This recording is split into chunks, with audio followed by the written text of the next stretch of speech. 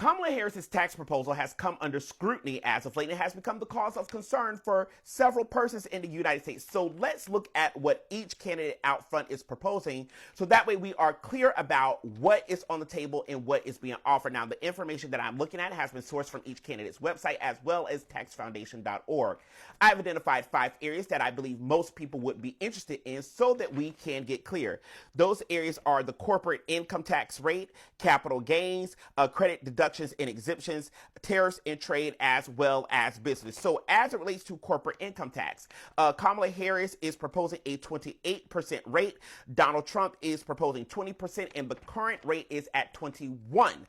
So one candidate, Donald Trump, is looking at saving corporations some percentage points. They're obviously leaning into the idea of trickle-down economics, that if corporations save money, that they will pass that down to their workers, whereas Kamala Harris and her team are saying, hey, we've looked at the data, and that's not necessarily true. Yeah, corporations need to pay their fair share. This was square with what she's been saying on the campaign trail. Now, as it relates to Donald Trump and corporate income tax, while he was in his first term, the Congressional Budget Office forecast for 2018 and 2019 that they would bring in $668 billion. That's what they were forecasting. After Donald Trump signed the 2017 Tax Cuts and Jobs Act, that forecast adjusted to $519 billion. In other words, that corporations would save $149 billion. What actually came in was $435 billion, making for an overall savings of $233 billion. So that's something to be aware of in terms of who is on the side of corporations versus like, hey, you need to pay your fair share, right? Now, capital gains. First of all, what are capital gains? Let's make up an example. Let's say you have company DEF and one share in DEF costs $1, but 5 months down the line, that one share is now worth $5. The difference between 5 and 1 is 4. That $4 would be your capital gain because you have gains in capital. Now, if you sell that share at $5, that becomes a realized gain because now you have it in your account, you have it in your hands. It's real. Whereas if you do not sell it and you hold on to it because you want to see if that 5 goes to 10, 15, etc., then it becomes unrealized, right? And this happens in other assets as well. I'm just using stocks as an example with a fictive company. So what Kamala Harris is saying is that she is proposing a 25% rate on unrealized gains of $100 million or more. So that means that your stock or whatever appreciating asset would have to be at $100 million or more in order to be exposed to the 25% rate.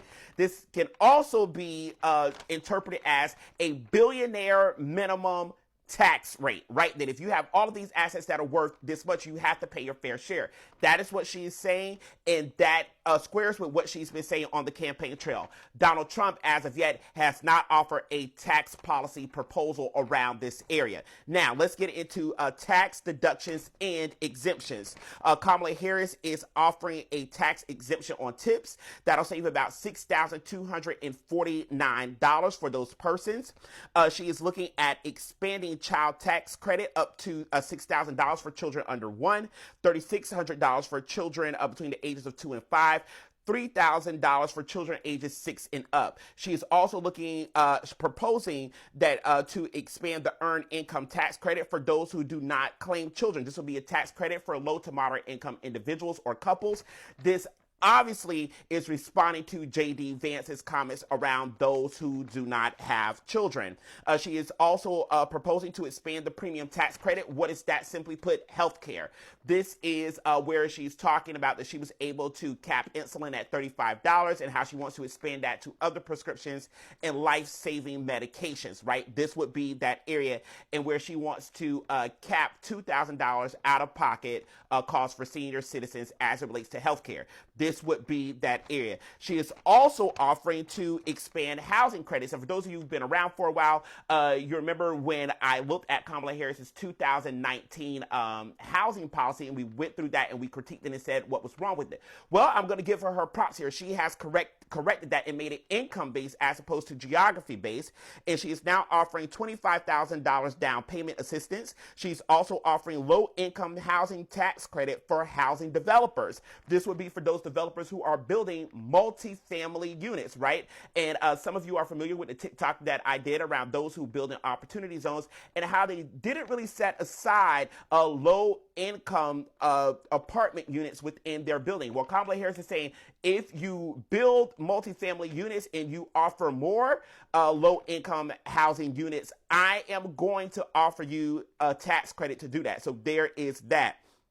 She is also offering a credit for construction of homes. Her belief here is that basically if you increase the supply, the pricing of homes will go down. She's also proposing to cut the red tape for construction for construction companies and developers, and to streamline permits so that way they can get these homes built quicker. Now, what is being offered on the other side of the aisle? Donald Trump is offering to increase the child tax credit to $5,000 as opposed to $6,000 in the different tiers that Kamala Harris is offering. Donald Trump is saying $5,000 outright. As it relates to estate and wealth, Donald Trump is proposing that the tax cuts from the 2017 Tax Cuts and Job Acts will become permanent. In other words, that those folks will pay next to nothing on those particular transfers. When they transfer from person to person. What is under consideration from the Trump campaign is eliminating personal income taxes, period, and replacing those personal income taxes with increased tariffs. Now, some of you have seen my TikTok about tariffs and how when tariffs go up, the cost of goods go up. So while he is proposing that you would not pay a personal income tax, you will end up paying more money for goods should tariffs surge. And he's also offering the exemption on tips as well, saving the same amount of money. As relates to housing, Donald Trump is saying that he will continue in following the Opportunity Zone framework. As a matter of fact, he's also referenced using federal lands in Nevada. And again, many of you have seen the TikTok that I did around Opportunity Zones. Now, as it relates to tariffs and trade, Kamala Harris has not spoken on this as of yet, so we don't really have a forecast of where she's going with that. Donald Trump, on the other hand, has said that the baseline tariff on U.S. will move for U.S. imports will move from 10% to 20%. That is where every country will start off, and that with goods coming from China, it will be 60% on everything. So this may compel China to look elsewhere for their business and mean something for the price of goods in the United States. So there's something to take into consideration. As it relates to businesses, Kamala Harris is saying that she will be clawing back deductions for depreciation and interest for rental construction investment. In other words, that if you build units and they depreciated and you were a developer and there was interest, etc., you could claim that in your taxes and do different things of that sort. Kamala Harris is saying, not so much, right? So she's looking at bringing those back because everyone clawing those back rather because everyone has to pay their fair share. She's also proposing to raise the tax on the fossil fuel industry. What type of impact this may have at the pump is yet to have been seen. Now, as relates to the business side of things, we have not heard a policy proposal from Trump in this area as of yet. So one thing to note, however, is that the national debt under the Trump presidency during his first term ballooned to $7.8 trillion. And this is from the Center for American Progress, that corporations benefited more than workers during Trump's first term, and that trickle-down economics did not exactly work out. So that is what is being proposed for each candidate on each side. And hopefully this helps you to make an informed decision as well as gain clarity about what is happening. Okay? So I'll catch you all next time. Peace.